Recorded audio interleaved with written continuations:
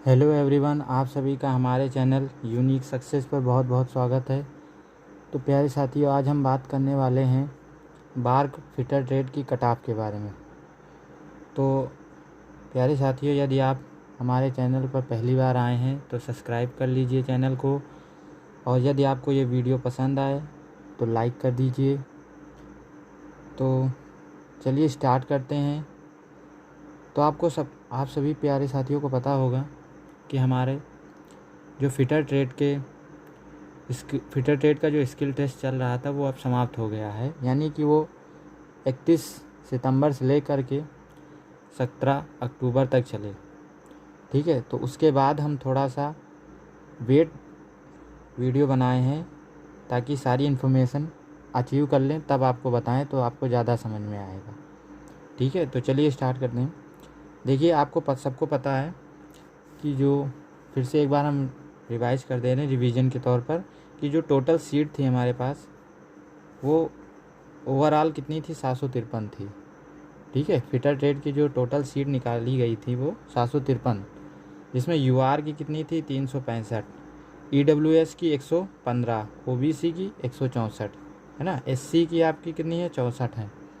उसी प्रकार एसटी की 45 थी। ठीक है, जिसमें से जब हमारा प्री और मेंस दोनों पेपर हुए तो उसके पश्चात जो बच्चे सेलेक्टेड किए गए फॉर स्किल टेस्ट के लिए, है ना, स्किल टेस्ट के लिए जो क्वालिफाई हुए वो कौन कौन है, वो यूआर के 60 हैं। कितने हैं, यानी 60 हैं। यूआर के 60 हैं, जिसमें ईडब्ल्यूएस के कितने हैं, 106, ओबीसी के कितने हैं, 930, एससी के हैं 312 और एसटी के हैं 105। ठीक है, तो टोटल आपके कितने हैं, 1513 बच्चे। ये 1513 बच्चे आपके किसमें, स्किल टेस्ट के लिए अब जाएंगे, है ना। तो ये वो बच्चे हैं। अब इसमें भी दो भागों में डिवाइड हो गए हैं। कौन कौन से दो भागों, जिसमें से कुछ बच्चे ऐसे हैं जो 22 से कम हैं, और कुछ बच्चे ऐसे हैं जो 22 से ज़्यादा हैं, यानी ओवर एज हैं, और कुछ बच्चे अंडर एज हैं। तो अंडर एज वाले यूआर के कौन कौन कितने बच्चे आए हैं, तो 60 आए हैं। ईडब्ल्यूएस के 106, ओबीसी के 408, एससी के 80 और एसटी के 22, यानी टोटल कितने बच्चे सिलेक्ट हुए हैं, 676 अभी स्किल टेस्ट के लिए, वो 22 से कम है। ठीक है, जिसमें से अगर बात करें 22 से ज़्यादा, तो यूआर के देखा जाए तो एक भी नहीं। क्यों, क्योंकि इनके लिए यूआर और ईडब्ल्यूएस दोनों के लिए बताया गया था कि इनके लिए रेस्ट्रिक्ट है, यानी बाध्य था कि आप 22 से ज़्यादा नहीं हो सकते हैं, यानी 22 हो या 22 से कम हो। तो वो ये बच्चे इधर हैं। ठीक है, यहाँ आप चाहे तो लिख दें 22, है ना, 22 या 22 से कम जो भी हैं। ठीक है, तो और ओबीसी के टोटल जो हमारे बच्चे सिलेक्ट हुए हैं ओबीसी के स्किल टेस्ट के लिए वो 930 हैं, जिसमें से 930 में से 408 जो आपके 22 से कम हैं, तो बच्चे कितने, 22 से ज़्यादा 522। सेम इसी तरह एससी के 312 थे, जिसमें 80 आपके 22 से कम वाले हो गए या 22 के, तो उनको अगर आप घटा देंगे तो 232 बचेगा। एसटी का सेम ऐसे ही निकल गया, जिसमें 83 हैं। ठीक है, तो इतना आपको समझ में आ गया होगा, आई होप। अब आगे बढ़ते हैं। हाँ, तो अब आगे बढ़िए। तो इसमें देखो, फिटर ट्रेड स्किल टेस्ट 2024 मैंने लिखा। ठीक है, जिसमें से आपको पता है कि एग्ज़ाम डेट कब से कब तक थी, 31 सितंबर से लेके 17 अक्टूबर तक। ठीक है, जिसमें टोटल डेज कितने थे, अगर पूछा जाए तो टोटल डेज हमारे थे 13, जिसमें से टोटल शिफ्ट कितनी हुई, तो टोटल शिफ्ट इसमें निकली 26, यानी कि 13 दिन हुए हैं, जिसमें हर दिन 2 शिफ्ट हुई, तो 13 दूना 26 शिफ्ट टोटल हुई। अब बात करें इसमें शुरुआत किससे हुई, तो SC ST वाले जो बच्चे थे उनसे स्टार्ट हुई, है ना, उनका पहले स्किल टेस्ट हुआ, जिसमें से SC और ST के कितने बच्चे ओवरऑल, तो अभी आपको पीछे मैंने बताया कि कितने बच्चे सेलेक्ट हुए थे SC ST के, जिसमें से 7 शिफ्ट में इनको डिवाइड किया गया, यानी इन बच्चों को 7 शिफ्ट में लिया गया पेपर स्किल टेस्ट, जिसमें से पहली तारीख कौन सी थी, 30 को। पहली तारीख 30 को थी। पहले शिफ्ट इनकी किस तारीख को हुई, 30 तारीख को हुई। सॉरी साथियों, यहाँ पर आप 30 कर लीजिए, यहाँ पेपर 30 सितंबर से स्टार्ट हुआ था, तो 30 सितंबर से 17 अक्टूबर था। ठीक है, तो 30 तारीख को इनका हुआ, फिर 1 तारीख को हुआ, फिर 3 को हुआ, फिर 4 को हुआ, वो भी मॉर्निंग शिफ्ट, केवल मॉर्निंग शिफ्ट में SC ST वालों का हुआ था। ठीक है, फिर 16 शिफ्ट जो थी आपकी सिर्फ OBC की हुई हैं। वो कब कब हुई? 4 तारीख को, यानी कि देखो 4 तारीख को मॉर्निंग में तो किसकी हुई थी? SC ST वालों वाले बच्चे थे, जिसमें से 4 तारीख को जो सेकेंड शिफ्ट थी वो इवनिंग वाली, वो आपकी OBC की थी। ठीक है, जिसमें फिर इनकी 7 को हुई है, फिर 8 को हुआ है स्किल टेस्ट, 9 को हुआ, 10 को हुआ, 11, 14, 15, 16, जो बीच में गैप आया उस दिन छुट्टी थी। ठीक है, जो जितनी भी गैप आए 30 के यहाँ 31 नहीं है या फिर 2 नहीं है, तो वो हर दिन मतलब वो छुट्टी थी। सैटरडे संडे 2 दिन के वीकली ऑफ इनका रहा है, तो उस हिसाब से छुट्टी थी। और लास्ट OBC का हुआ है 16 तारीख को, यानी फर्स्ट शिफ्ट तक चला इनका एग्ज़ाम। ठीक है, फिर इसके बाद जनरल और EWS की बात करते हैं, जिसमें से जनरल और EWS की जो 16 और 17 2 तारीख थी, जिसमें जनरल और EWS को हुआ। जिसमें से पहले बात करें 16 को, तो फर्स्ट शिफ्ट में तो हमने बताया 16 को किसका हुआ? OBC का हुआ। यहाँ किसका हुआ? OBC का हुआ। ठीक है, लेकिन जो सेकेंड शिफ्ट थी उसमें EWS वालों का हुआ। किसका हुआ? EWS। एंड 17 की शिफ्ट में, फर्स्ट शिफ्ट में भी किसका हुआ? EWS का। और 17 की जो सेकेंड शिफ्ट थी, इसमें जो इवनिंग वाली शिफ्ट थी उसमें जनरल का ही हुआ था, ओनली UR। ठीक है, तो लास्ट जो शिफ्ट थी जिसमें 60 स्टूडेंट सेलेक्टेड किए गए थे, उसमें भी कुछ बच्चे एब्सेंट थे, वो अभी हम आगे डिटेल में बताएंगे। तो ओनली EWS के कितने बच्चे थे? 16 तारीख को, 17 की फर्स्ट शिफ्ट तक EWS वाले थे। उसके बाद 17 को सेकेंड शिफ्ट इवनिंग वाली जो थी उसमें जनरल के UR कैटेगरी वाले थे। ठीक है, तो अब आगे बात करेंगे हम कि कितने लोग एब्सेंट थे। देखिए 15 एब्सेंट की बात किया जाए तो 15 स्टूडेंट पर डे मैक्सिमम, इतने तो स्टूडेंट आपके एब्सेंट थे ही, है ना। या आप मान सकते हैं 12 स्टूडेंट पर डे। हो सकता हो पहली शिफ्ट में ज़्यादा एब्सेंट हो गए हों, दूसरी में कम हुए हों, है ना। 10 हो गए हों, दूसरे में 2 ही हों या 3 ही हों, या हो सकता हो पहले में ज़्यादा हो गए हों या दूसरे में ज़्यादा हो। तो वो उस हिसाब से हमने एक इमेजिन किया कि 15 स्टूडेंट पर दिन, यानी पर डे मैक्सिमम इतने स्टूडेंट थे आपके एब्सेंट, या 12 स्टूडेंट मिनिमम हो सकते हैं। ठीक है, एवरेज इतने तो 12 से 15 स्टूडेंट आपके क्या थे? एब्सेंट थे। अगर बात किया जाए ओवरऑल एब्सेंट की बात किया जाए तो लगभग आपके 15, अगर हर मान लिया जाए कि हर दिन 15 स्टूडेंट आपके एब्सेंट थे, तो 13 दिन में कितने स्टूडेंट हो गए एब्सेंट? वो हो गए 195। ठीक है, लगभग आप मान के चलिए कि 200 स्टूडेंट आपके क्या हैं? एब्सेंट है। ठीक है, ये इमेजिन डाटा है, ये लगभग में जा रहा है, ये हो सकता हो थोड़ा ऊपर नीचे हो, लेकिन आप मान के चलिए इतने स्टूडेंट आपके क्या थे? एब्सेंट थे। ठीक है, तो अब इसी प्रकार हम आगे बढ़ते, आपको और भी चीज़ें बताने वाले हैं। अब आगे बढ़ते हैं। देखिए मैंने कहा कि वहाँ पर आपके बच्चे, अब बचे स्टूडेंट कितने हो गए? तो आप बताइए 1513 आपके टोटल स्टूडेंट थे, उसमें 200 मैंने कहा कि वहाँ पर एब्सेंट हो गए। ये कैसे बच्चे हैं? एब्सेंट वाले। ठीक है, ये कैसे बच्चे हैं? एब्सेंट है। अगर ये बच्चे एब्सेंट हैं 200, तो बच्चे कितने? 1313 बच्चे, यानी 1513 आपके स्किल टेस्ट के लिए गए थे ओवरऑल, जिसमें 200 आपके मान लिए गए कि एब्सेंट हो गए, तो बच्चे कितने? 1313। अब बात पड़ती है कि इसमें UR में कौन फाइट करेगा, है ना। अब UR में कट ऑफ हम तभी बनाएंगे ना जब हम पहले जानेंगे कि UR में क्या कितने बच्चे आए, कौन फाइट कर सकता है, कौन नहीं कर सकता है, फिर OBC, फिर इसी प्रकार हम सारे अभी डिटेल में हम बात करेंगे। ठीक है, तो आप वीडियो में लास्ट तक बने रहिए, और लास्ट में हम एक और भी बहुत अच्छी बात आपको दिखाने वाली, जिससे आपको पूरा क्लैरिटी आ जाएगी कि कितनी कट ऑफ जाने वाली है। ठीक है, तो साथियों इन तक बने रहिएगा। तो देखिए आगे बढ़िए। UR में फ़ाइट करने के लिए शर्तें क्या होनी चाहिए? आपको पता होना चाहिए कि एज आपकी 22 से कम होनी चाहिए। ठीक है, और दूसरा क्या होना चाहिए? प्री में मिनिमम आपके 60 अंक आने ही चाहिए, तभी आप UR में क्या करेंगे? फ़ाइट करेंगे, वरना नहीं कर पाएंगे। ठीक है, तो ये आपको पॉइंट हो गया। दूसरा, अगर बात किया जाए 16 और 17 को मिला करके, ये हमने डाटा निकाला है और उसकी जानकारी प्राप्त करने के बाद आपके सामने रख रहे हैं कि 16 और 17 को मिला करके UR और EWS के दोनों के लगभग 15 स्टूडेंट तो आपके एब्सेंट थे ही। ठीक है, कितने 15 स्टूडेंट आपके बच्चे, ये मान के चलिए ये आपके क्या थे, एब्सेंट थे। तो अब बचे कितने जनरल में, अब जनरल में कितने 676 आपके थे ओवरऑल, ठीक, आपके ओवरऑल 676 थे जो 22 से कम एज के थे, है ना। उसमें से 15 आप मान के चलिए नहीं आए, यानी एब्सेंट हो गए, ये भी एब्सेंट ही हैं। तो बचे कितने 661। अब आपके यूआर में फ़ाइट करने के लिए कितने बचे 661। अभी हम कुछ और बातें बताएंगे तब आपको पता चलेगा कि यूआर में रियल में कितना कंपटीशन रह गया है, ठीक है। तो आप बस बने रहिए, और अगर आपको ये अच्छा लग रहा हो तो हमारे चैनल को सब्सक्राइब कर लीजिए, साथ में लाइक का बटन अवश्य दबाइए, ठीक है। अब हम बात करते हैं स्किल टेस्ट कौन पास करेगा कौन फेल करेगा। तो साथियों स्किल टेस्ट आपका पता होना चाहिए कि वो क्या था, गो और नो गो बेसिस था, गो या नो गो बेसिस था, ठीक है। इसके अनुसार देखा जाए तो मैक्सिमम स्टूडेंट क्वालिफाई कर गए होंगे, ठीक है। इसमें टेंशन लेने वाली कोई बात नहीं है।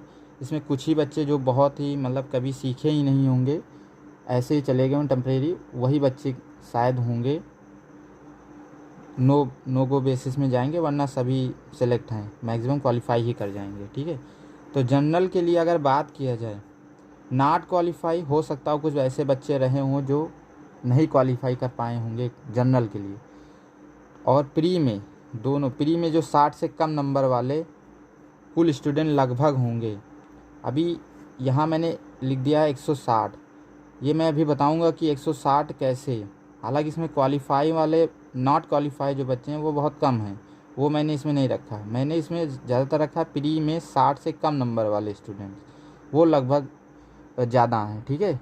इस डाटा में 160 में, वो अभी मैं आगे डिटेल में बताऊंगा कि क्यों मैंने 160 रखा, ठीक है। तो आप थोड़ा सा धैर्य रखिए, अभी हम आपको बताने वाले हैं। फिर अगर बात की जाए कुल मिलाकर जनरल की जो फ़ाइट है वो 500 स्टूडेंट, कैसे 160 661 आपके बचे हुए थे जब 15 आपके एब्सेंट हो गए थे, जिसमें से 160 मैंने और कम कर दिया, क्यों, क्योंकि हो सकता है कुछ बच्चे जो प्री में 60 से कम नंबर लाए होंगे और नॉट क्वालिफाई, वो जनरल में फ़ाइट नहीं कर पाएंगे, ठीक है। तो इस प्रकार से जो हम 661 जो है डाटा, सॉरी यहाँ दिख रहा होगा 661 जो ये डाटा है, और 160 में जब हम दोनों को घटाएंगे, ये वाला यहाँ हम समझ लेते हैं, ये 661 वो बच्चे थे जो 676 पूरे बच्चे हमारे स्किल टेस्ट के लिए क्वालिफाई किए थे। उसके बाद उसमें 15 एब्सेंट मान लिए गए हैं कि ये नहीं आए हैं 16-17 को जो हुआ था UR और EWS का, तो बचे थे 661, जिसमें से 500 कैसे बचे स्टूडेंट आपके लास्ट में जनरल में फ़ाइट करने के लिए, वो क्योंकि ये जो प्री में है, प्री में 60 से भी कम नंबर वाले स्टूडेंट कुछ होंगे, ठीक है, जिसमें आप कुछ बच्चे ऐसे भी होंगे जो नॉट क्वालिफाई कर पाएंगे होंगे स्किल टेस्ट, है ना। तो वो ऐसे बच्चे, तो इनको घटाने पर ओवरऑल 500 लगभग स्टूडेंट है ना। तो इस प्रकार से 365 सीट के लिए जो फ़ाइट बच रही है वो 500 स्टूडेंट की है। तो UR में फ़ाइट रियल में 500 के लगभग हो सकता है, ये थोड़ा डाटा नीचे भी जा सकता है या ऊपर भी हो सकता है, लेकिन चांसेस यही है कि ये नीचे ही जाएगा, थोड़ा हो सकता हो नीचे भी हो, लेकिन लगभग आप मान के चलिए कि 1500 स्टूडेंट हैं आपकी 365 सीट के लिए, ठीक है। ये ऐसा मैंने क्यों कहा, थोड़ा सा समझते हैं। आपको पता है UR और EWS ये दो जो कैटेगरी थी, ये प्री में ज़्यादा पहले से ही लाकर बैठे हुए हैं। अगर ये नहीं लाते तो इनका यहाँ पर नाम ही नहीं आता स्किल टेस्ट के लिए। तो इनके तो चांसेस प्री को लेकर तो पूरे कंफर्म हैं कि प्री में इनके तो पूरे हैं 60, ये 60 से ज़्यादा वाले हैं, ठीक है। 60 से कम होने के चांसेस OBC के हो सकते, SC और ST के, ठीक है। प्री में कुछ स्टूडेंट के 60 से कम नंबर होंगे इसमें, है ना। जो यहाँ पर जो हमने 160 कम किया है वो कहीं ना कहीं इनकी बात हो रही है, OBC SC और ST की। समझ में आई बात साथियों? आई होप आपको ये चीज़ें समझ में आई होंगी। अब हम आगे कट ऑफ की बात करने से पहले, फिटर की जो कट ऑफ जाने वाली है बार के लिए, उसको चर्चा करने से पहले मैं आपको कुछ दिखाने वाला हूँ, जिससे आपको और चीज़ें समझ में आएंगी कि रियल में कहाँ कट ऑफ जाएगी, और अप्रॉक्स आपको समझ में आ ही जाएगा कि हाँ यही है लास्ट कट ऑफ, और शायद इसी के आसपास दिखेगी कट ऑफ। तो चलिए आपको वहीं पर हम लेकर जाते हैं। तो आगे बढ़ते हैं अब साथियों। तो देखिए, आपको पता है कि फिटर स्किल टेस्ट बार का जो है समाप्त हो चुका है, और इससे पहले कैटेगरी 1 साथ में कुछ ट्रेड थी जो कैटेगरी 2 की भी थी, उनका फाइनल रिजल्ट भी आ चुका था, है ना। तो मैं उन्हीं में से एक जो कैटेगरी 2 की ट्रेड थी RAC, उसका मैंने आप रिज़ल्ट दिखा रहा हूँ आपको, और मैं आपको समझाने का प्रयास करूँगा कि कैसे इनका रिज़ल्ट बना था, है ना। और इसी से आप अपनी ट्रेड का भी अज्यूम कर सकते हैं। देखिए, इसमें जो फॉर्म भरे गए थे वो 1428 फॉर्म भरे गए थे, और उसमें से CBT का पेपर देने पहुँचे थे 899। ठीक है। स्किल टेस्ट के लिए क्वालिफाई कितने हुए? 141, जिसमें से प्रेजेंट कितने हुए? 116, यानी कि एब्सेंट कितने हुए? तो वो 25 हुए, है ना। 141 में आप 116 घटाएंगे तो 25 स्टूडेंट ऐसे थे जो एब्सेंट थे। तो अब हम आगे बढ़ते हैं। देखिए, मैं आपको क्या समझाने के लिए यहाँ पर लेकर आया उस पर बात करते हैं। देखिए, ये है अनरिजर्व्ड कैटेगरी की लिस्ट जो मेरिट लिस्ट में आए हैं, है ना। अब आप इनके CBT 1 के मार्क्स देखिएगा। पहले मैं अभी CBT 2 की बात नहीं करूँगा, पहले आप CBT 1 की देखिए। ये जो पहला जो कैंडिडेट है वो 71 नंबर लेकर आया, ठीक है। फिर 62, फिर 68, 83, 71, इसी तरह आप इनके नंबर देखते जाइएगा। इसमें से कोई भी ऐसा लड़का नहीं जो अभी 90 प्लस तक गया हो ना, 90 से कम ही है, यानी 81 अभी गया है ये, ठीक है। 61, मैं आप सभी का देखिएगा, अनरिजर्व OBC सभी का आपको समझ में आएगा। 77, 72, 84, 81, 60, है ना। अच्छा, अनरिजर्व के लिए क्या था? 60 प्लस होना चाहिए, तो वो तो है 60। ये देखिए आप, मतलब 60 वाला भी इसमें क्वालिफाई है, उनके अनुसार जो उसमें लिखा था उसी के अनुसार 60 वाला भी क्वालिफाई है। पर इससे भी अगर एक कम होता तो ये अनरिजर्व में नहीं जाते, ठीक है। अब बात करें EWS में, देखिए ये आपके CBT 1 के मार्क्स हैं, है ना। आप ध्यान देते रहिएगा। ये जो 54 है गया, 51 हो गया, 47 हो गया EWS में, ये सभी क्या हैं? CBT 1 के मार्क्स हैं इन सभी कैंडिडेट के। फिर नीचे देखिए 59, कोई भी ऐसा नहीं दिख रहा है जो 90 प्लस। ये देखिए यहाँ पर एक लड़का गया है इतनी देर में 95, है ना। इतनी देर में हमने देखा तो एक 95 गया है। तो बहुत ही रेयर केस है जहाँ पर स्टूडेंट 90 प्लस गए हैं। क्यों ऐसा हुआ? क्यों इनके CBT 1 में इतने कम मार्क्स आए हैं? इसका रीज़न मैं बताता हूँ आपको। देखिए, हुआ था क्या, CBT 1 आपका सिलेबस जो था उसमें आपकी 3 विषय पूछी गई थी, जिसमें से मैथ था, साइंस था और GK थी। मैथ के 20 क्वेश्चन थे, साइंस के भी 20 क्वेश्चन थे, और 10 क्वेश्चन आपके GK के थे, यही था, ठीक है। और हुआ क्या है कि इसमें जो मैथ आई थी वो हाई स्कूल सिलेबस की थी, ठीक है। और आज जब हम एक स्टूडेंट कंपटीशन की तैयारी करता है तो उसमें से वो चैप्टर को ज़्यादा प्रेफर करता है जो हर एक एग्ज़ाम में पॉइंट ऑफ व्यू उस एग्ज़ाम मतलब उस पॉइंट ऑफ व्यू के अनुसार आता हो, मतलब वो सिलेबस उसी के अनुसार पढ़ता है जो उस पेपर में दिखे कि हाँ ये क्वेश्चन आएंगे और इस चैप्टर से आएंगे, यानी कि उन चैप्टरों को ज़्यादा वरीयता देता है जो इम्पोर्टेंट हैं कंपटीशन के लिए, जैसे कि परसेंटेज, प्रॉफिट लॉस, है ना। ऐसे चैप्टर, रेशियो एंड प्रोपोर्शन, या फिर और भी हैं मिक्सचर एलिगेशन।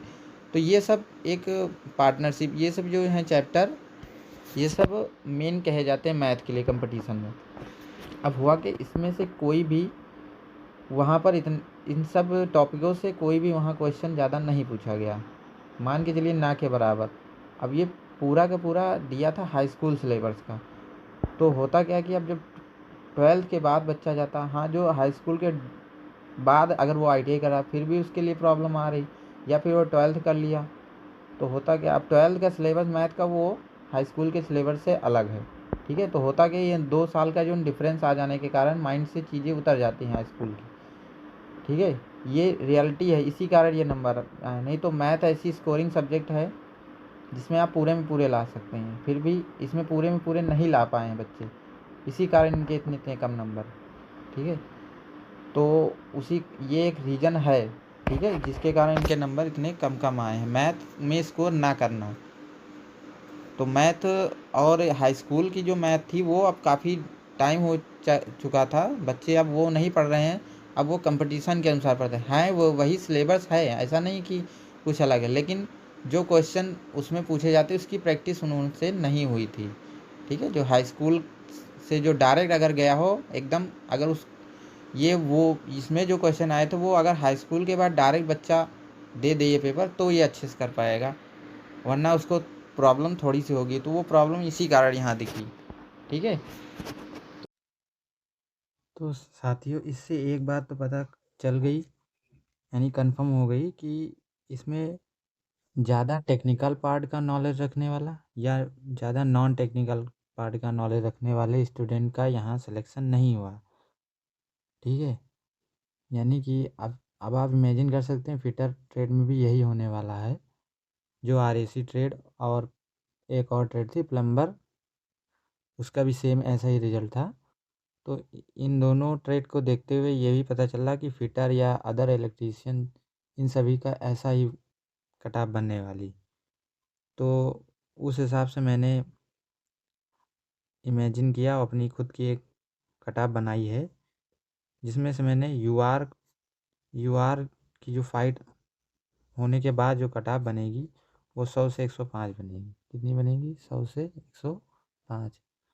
क्यों? क्योंकि इनके मैक्सिमम चांस हैं कि इनके राइट क्वेश्चन जो हैं, मैक्सिमम स्टूडेंट्स जो राइट क्वेश्चन किया वो 35 से लेकर के 40 क्वेश्चन तक किए।